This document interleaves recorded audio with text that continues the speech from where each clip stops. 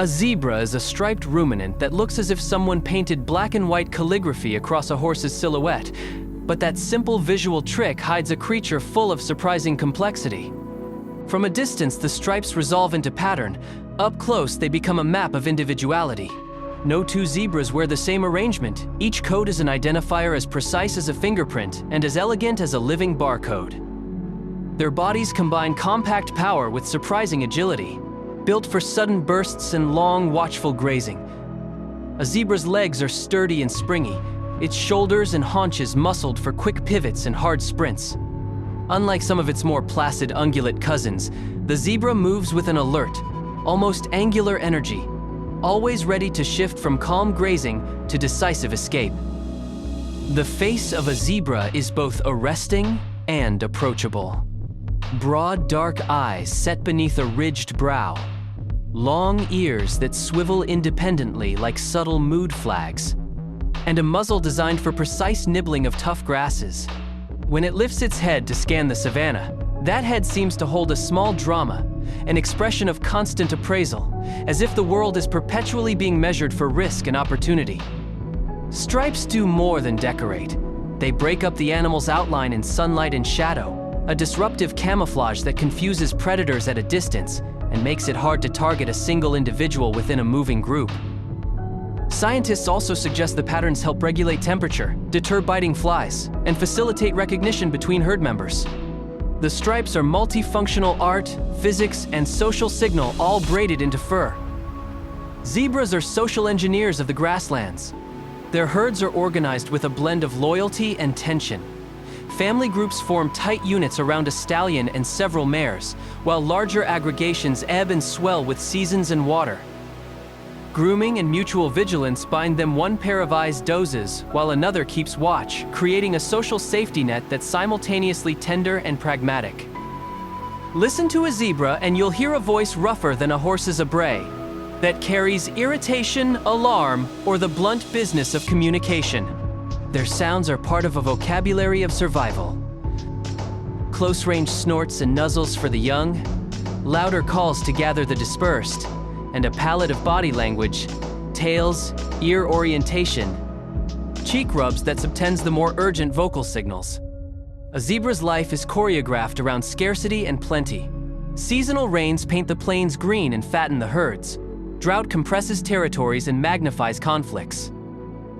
In such a world, zebras demonstrate a practical conservatism. They move to where water and grass coexist, they birth where predators are less concentrated, and they form temporary alliances with other grazers, like wildebeest, to amplify early warning systems against lurking lions and hyenas.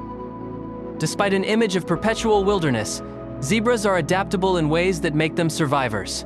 Plains zebras roam widely, Grevy zebras stake out more restricted ranges and defend them fiercely. Some kinds are more sociable, others more solitary. But across species, there is an intelligence in adaptation. How to time a migration, how to read the scent of rain, how to keep a foal hidden during the night hours. That intelligence is practical, ecological, and often invisible until you watch long enough. If you study a foal learning to stand and run, you witness both fragility and rapid competence. Newborn zebras often take only minutes to find their feet and hours to attempt the first splay of a sprint. That hasty maturation is an evolutionary script written by predators. Move fast or perish. But as those legs grow, so does the social instruction: how to stand in formation, how to lock eyes with a mother's flank when lions circle, how to read the slant of a stallion's tail as a signal. Zebras remain one of the savanna's most poetic contradictions, visually striking yet fundamentally practical, social yet territorial, wild in appearance and sophisticated in behavior. To watch a herd move across a plain is to watch a meeting of survival strategies and silent aesthetics, a living tapestry in which every stripe performs a role. In them, nature sculpts both armor and identity, and the result is an animal that feels at once familiar and fiercely other.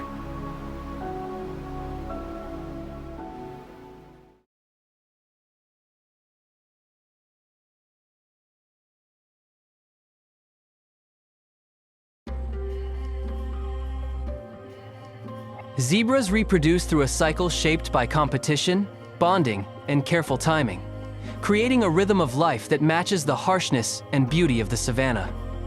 Unlike some animals that breed at any moment, zebras rely on social structure and seasonal cues to decide when new life should begin. A male zebra, known as a stallion, must first earn his right to mate. He guards a small harem of mares and defends them from rival males. Courtship is not gentle. Stallions chase, circle, and display their strength to prove they are worthy protectors. Only when a mare accepts him will breeding begin. A receptive mare signals her readiness through behavior rather than dramatic gestures. She may stand still near the stallion, lift her tail slightly, or release subtle scents that tell him she is in estrus. These signals act like a quiet invitation, understood only by the one who has earned her trust. Mating between zebras is swift but significant, sealing the pair's bond within the harem. After the act, the stallion often stays close to the mare for days, guarding her to prevent other males from attempting to mate. This behavior ensures that his genes, not a rival's, have the best chance of continuing. Once pregnant, the mare carries her foal for nearly a year, about 12 to 13 months. This long gestation allows the young zebra to be born already strong enough to stand and run shortly after entering the world, an essential skill for survival among predators. Birth usually happens during safer moments, early morning, or times when predators are less active. The foal arrives with wobbly legs and a fuzzy coat whose stripes start soft but sharpen as days pass. Within minutes, the newborn attempts to rise, driven by instinct and urgency. A mother zebra forms an immediate, powerful bond with her foal. For the first days, she keeps the baby close, allowing it to memorize her unique stripe pattern and scent. This early imprinting ensures the foal can always find her in a moving, shifting herd. As the foal grows, it nurses frequently, receiving rich milk that strengthens its bones and muscles. Although it starts nibbling grass within weeks, it continues to rely on its mother's milk for nourishment and security for several months. The harem structure provides a safety cushion around the young. Other mares watch for predators, and the stallion patrols the edges, ready to chase away threats. This teamwork allows foals to learn how to run, socialize, and read the herd's silent communication. By the time a zebra foal reaches 1 to 2 years old, it becomes more independent. Young males eventually leave to form bachelor groups, while young females may remain or join new harems. In this cycle of challenge, bonding, and protection, zebras ensure their survival across unforgiving landscapes,